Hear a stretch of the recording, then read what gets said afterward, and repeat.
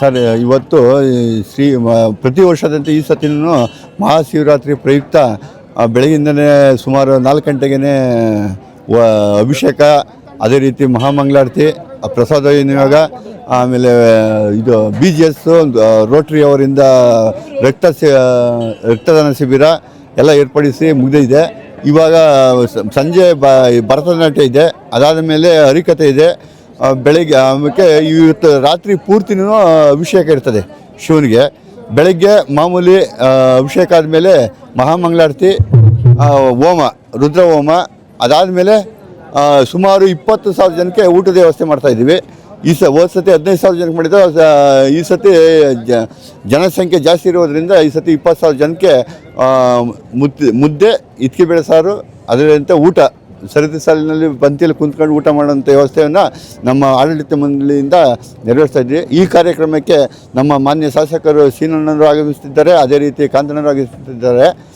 ಈ ದೇವಸ್ಥಾನ ಇಂಪ್ಲಿಮೆಂಟ್ ಮಾಡಲು ಮೂಲ ಕಾರಣ ನಮ್ಮ BML ಕೃಷ್ಣಣ್ಣವರು ಎಂಟ್ರಿ ಆದರು. ಅದಾದಮೇಲೆ ನಮ್ಮ ಅಣ್ಣ ವೆಂಕಟೇಗೌಡರು ಬಂದು ಅಭಿವೃದ್ಧಿ ಮಾಡಿದ್ರು.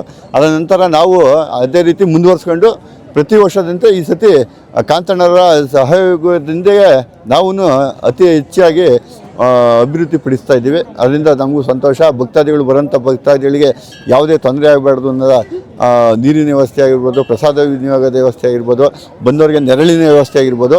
ಬಿಸಿಲಿರೋದ್ರಿಂದ ಯಾರೋ ಭಕ್ತಾದಿಗಳು ಬಂದು ಕಬ್ಬಿನಲ್ಲೂ ಸಹ ಕೊಡ್ತಾಯಿದ್ದಾರೆ ಫ್ರೀಯಾಗಿ. ಅದರಿಂದ ಅವ್ರಿಗೂ ದೇವರು ಒಳ್ಳೇದು ಮಾಡಲಿ ಅಂತ ಕೇಳ್ಕೊತೀನಿ. ಮೊದಲನೇದಾಗಿ ನಮ್ಮ ನೆಲಮಂಗಲ ಜನತೆಗೆ ಮಹಾಶಿವರಾತ್ರಿ ಹಬ್ಬದ ಶುಭಾಶಯಗಳನ್ನ ಕೋರ್ತಾಯಿದ್ದೀನಿ. ಈ ದಿನ ನಮ್ಮ ಮುಕ್ತನಾಥೇಶ್ವರ ದೇವಸ್ಥಾನಕ್ಕೆ ನಾನು ಭೇಟಿ ಕೊಟ್ಟು ನಮ್ಮ ಕುಟುಂಬ ಸಮೇತ ಬಂದು ದೇವರ ದರ್ಶನವನ್ನು ಮಾಡಿ ದೇವರ ಆಶೀರ್ವಾದವನ್ನು ಪಡೆದಿದ್ದೇನೆ. ಮತ್ತು ದೇವರು ನಮ್ಮ ನೆಲಮಂಗಲ ಜನತೆಗೆ ಆರೋಗ್ಯ ಐಶ್ವರ್ಯ ಕೊಟ್ಟು ಕಾಪಾಡಲಿ ಮತ್ತು ಮಕ್ಕಳಿಗೆ ಒಳ್ಳೆಯ ವಿದ್ಯೆ ಬುದ್ಧಿ ಸಂಸ್ಕಾರವನ್ನು ಕೊಟ್ಟು ಬೆಳೆಸಲಿ ಅಂತ ಆಶೀರ್ವಾದ ಮಾಡಲಿ ಅಂತ ನಾನು ದೇವರ ಹತ್ರ ಬೇಡ್ಕೊಂಡಿದ್ದೀನಿ.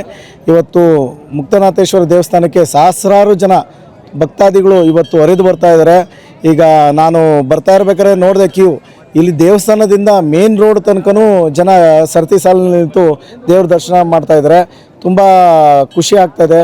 ನಮ್ಮ ಪರಂಪರೆ ಸಂಸ್ಕೃತಿ ಹೀಗೆ ಬೆಳ್ಕೊಂಡೋಗಲಿ, ನಮ್ಮ ಧರ್ಮ ಇದೇ ರೀತಿಯಾಗಿ ಉಳಿಲಿ ಅಂತ ಹೇಳ್ಬಿಟ್ಟು ನಾನು ಆಶಿಸ್ತೀನಿ ಮತ್ತು ದೇವರಲ್ಲಿ ಬೇಡ್ಕೊತೀನಿ.